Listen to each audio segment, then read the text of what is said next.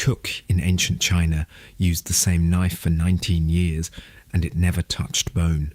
He was not working less, he was not meditating, and he had certainly not surrendered his ambition. He had simply stopped hacking against the parts of the ox that refused to move. Most advice about letting go is a trap that tells you to become passive and watch your career flatline. The Taoists called this wuwei, and it is not the absence of action, it is the absence of forcing. The problem, the exhaustion of not letting go.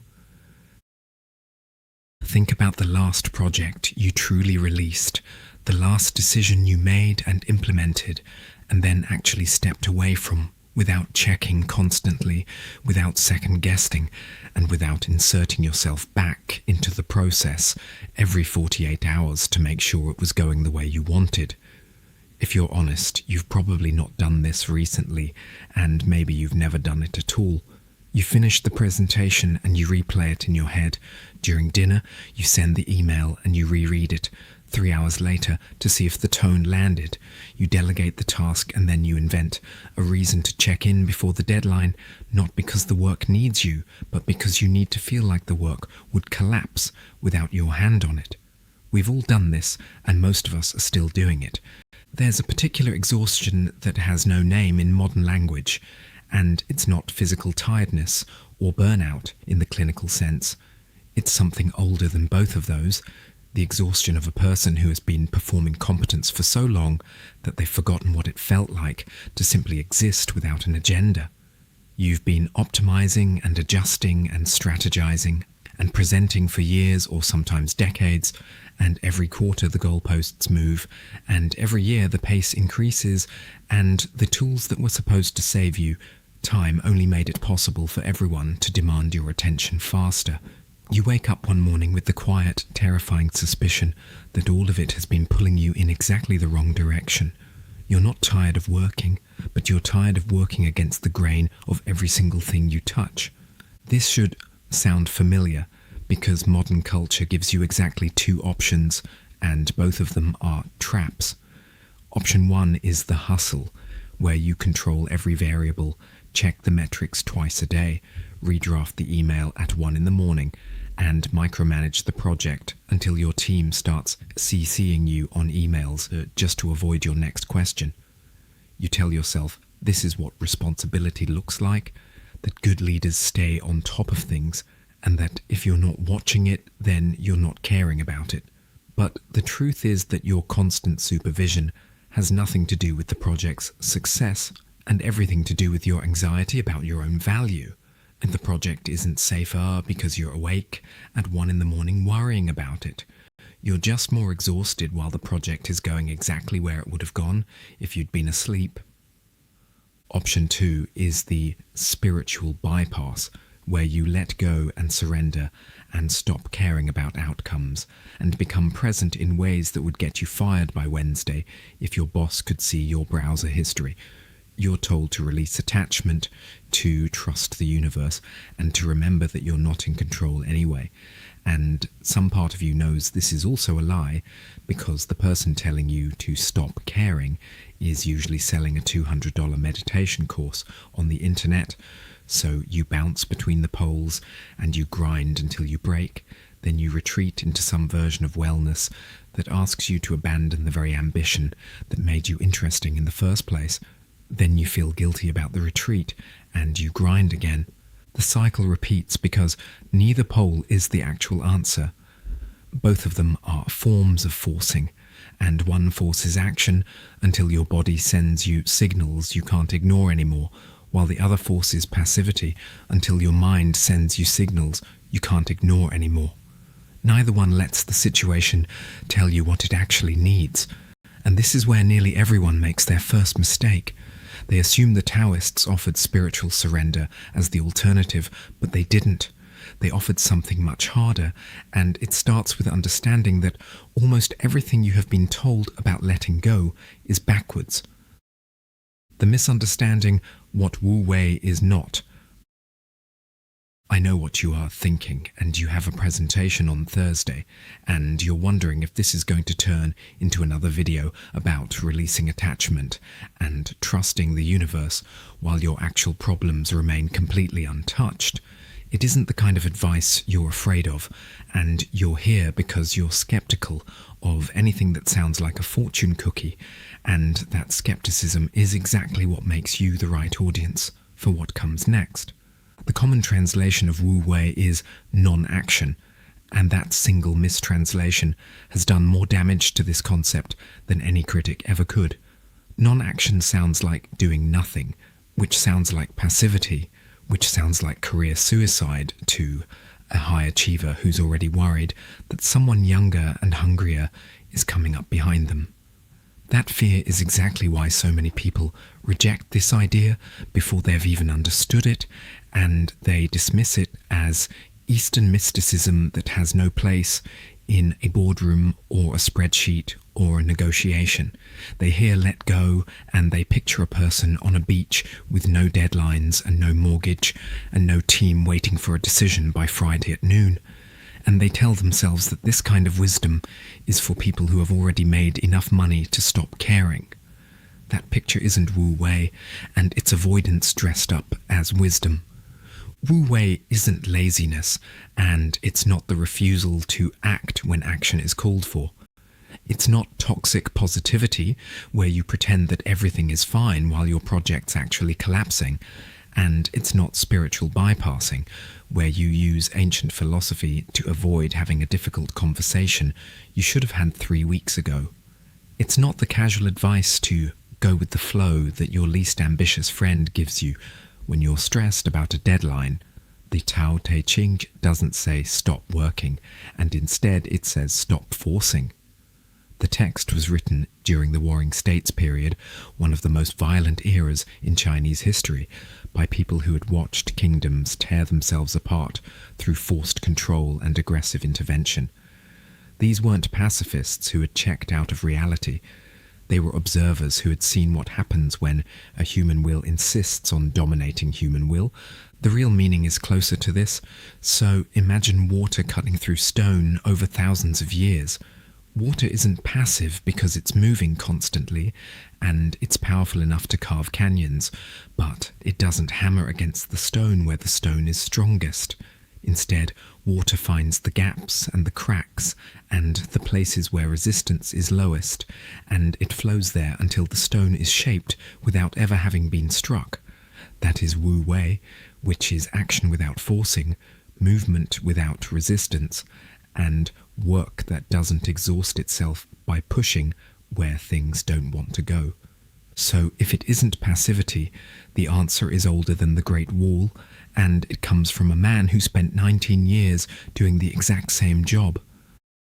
The revelation, Cook Ding and the knife that never dulls. The man was Cook Ding, and he worked in the court of Lord Wen Hui during the Warring States period. His job was to carve oxen for the Lord's table, and this wasn't a ceremonial position or a symbolic role.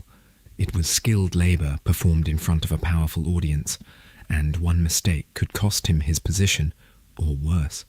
Every day he stood before a new carcass with a knife and a deadline, and every day the meat had to be separated cleanly and quickly because the Lord was waiting. One afternoon Lord Wenhui came to watch him work. What the Lord saw confused him.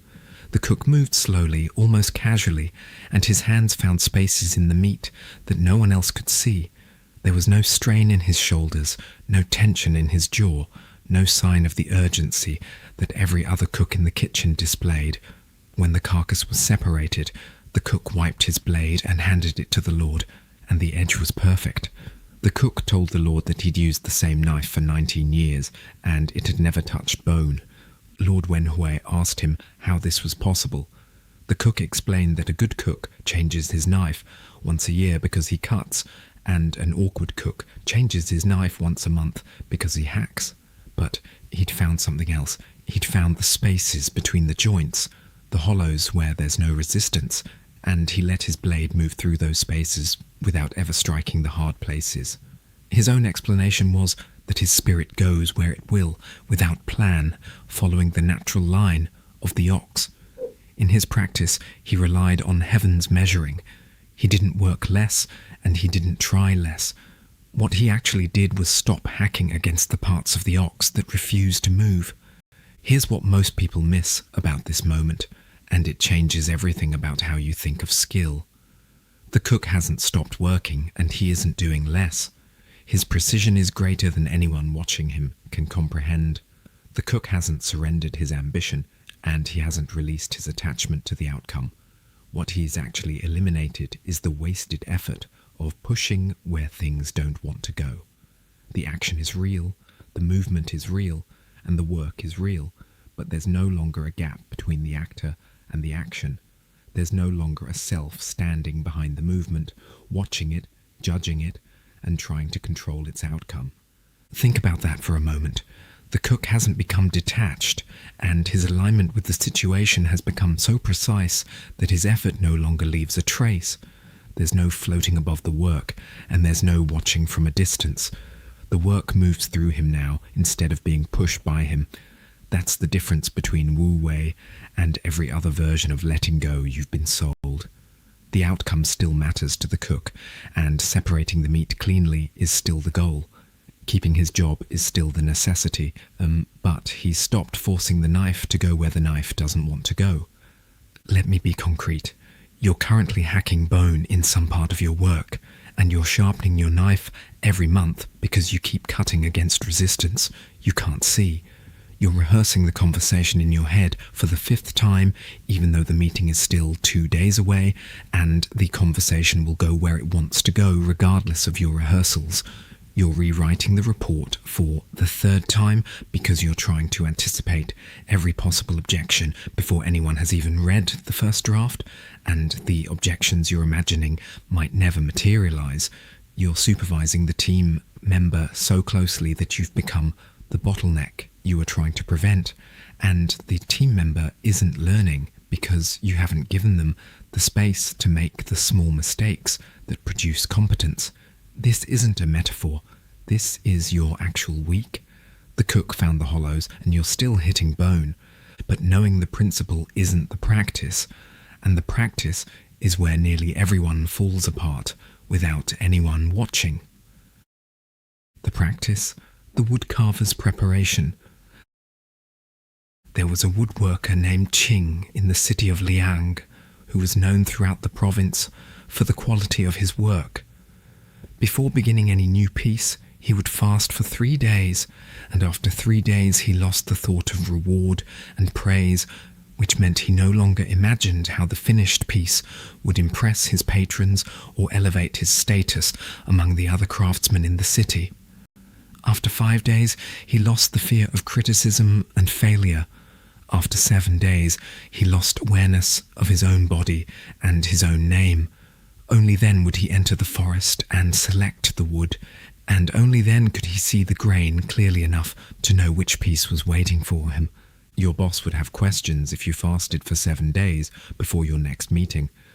But the principle behind what Qing did is exactly what you need, because he wasn't purifying his soul or communing with spirits or performing some ritual that would make sense in a temple but not in an office.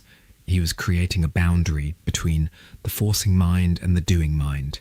He was separating the part of him that needed validation from the part of him that could actually see the grain of the wood. He knew that if he entered the forest while he was still hungry for praise or afraid of criticism, he would pick the wrong tree.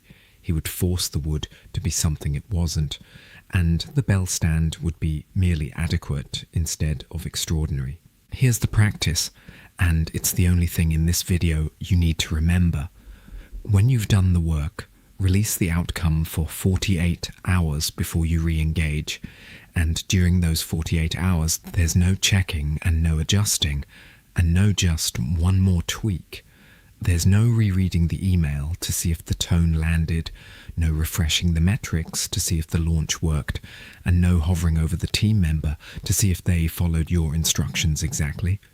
48 hours is long enough to break the compulsive cycle, and it's short enough that you can re-engage if something genuinely needs your attention. The number isn't magic, and what matters is that you create a space between the action and the anxiety that usually follows it. Nearly everyone fails at this on the first attempt, and they use the 48 hours to worry in a different room. They call it letting go, but they're just moving their compulsive supervision from the keyboard to their own thoughts. They close the document and then they open it again 2 hours later because they remembered one more sentence they could improve, or they send the email and then they check their sent folder to see if the attachment actually went through, or they have the conversation and then they text a colleague to ask how it went. That isn't wuwei, and that's the same forcing wearing a different mask. The woodcarver would have recognized it immediately, because he knew that entering the forest with a hungry mind produces hungry work. You finish the draft and you close the document. You send the email and close the inbox, and you have the conversation without replaying it or rehearsing what you should have said. You let the project exist without your supervision for 2 full days, and you trust that if something genuinely needs you, it will find you. Most of what you're afraid will happen simply doesn't happen. The email doesn't explode, the team member doesn't quit, and the client doesn't reject the proposal for the reason you spent 3 hours anticipating. And on the rare occasion that something actually needs your attention, you'll see it more clearly after 2 days of not staring at it because your mind has stopped manufacturing problems to justify your anxiety. Here's where the story gets stranger. The thing you're most afraid of losing, which is control, isn't actually what keeps the project alive. The payoff, what you actually keep. You're afraid that if you stop forcing, everything you've built will start to unravel. You're afraid that your edge is your anxiety, that your vigilance is your value, and that the moment you look away, someone younger and hungrier will take your place. You have built an identity around being the person who stays later, who checks more carefully, who cares more intensely than anyone else in the room. These fears aren't stupid, and they're the exact fears that built your career, but they're also wrong, and understanding why they're wrong is the only way to keep the ambition without paying the price you're currently paying. Your edge was never the forcing. Your edge was the precision you had before anxiety started supervising your every move. Remember the cook, because his edge isn't that he tries harder than the other cooks, or that he practices more hours, or that he read a better book on butchery. His edge is that he doesn't try where trying is wasted, and he doesn't force the knife through bone because he's paid enough attention to know where the bone isn't. He hasn't stopped caring about the quality of the meat, and he hasn't lowered his standards. He's simply stopped caring in ways that damage the blade. This is the boundary principle, which means that wuwei isn't about abandoning ambition, and it isn't about becoming the kind of person who floats through life without goals or standards.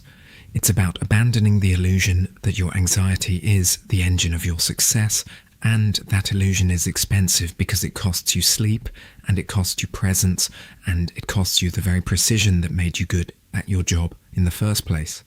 The woodcarver still wants to carve the extraordinary bell stand, and the cook still wants to separate the meat cleanly. You still want the promotion and the launch, and the successful negotiation, and the respect of your peers.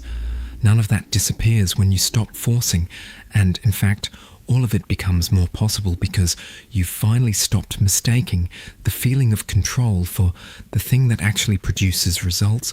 What changes when you actually practice this isn't that you care less, but that your caring stops getting in the way. Decisions improve because they're no longer made in a state of compulsive rechecking where you're too anxious to see the obvious path.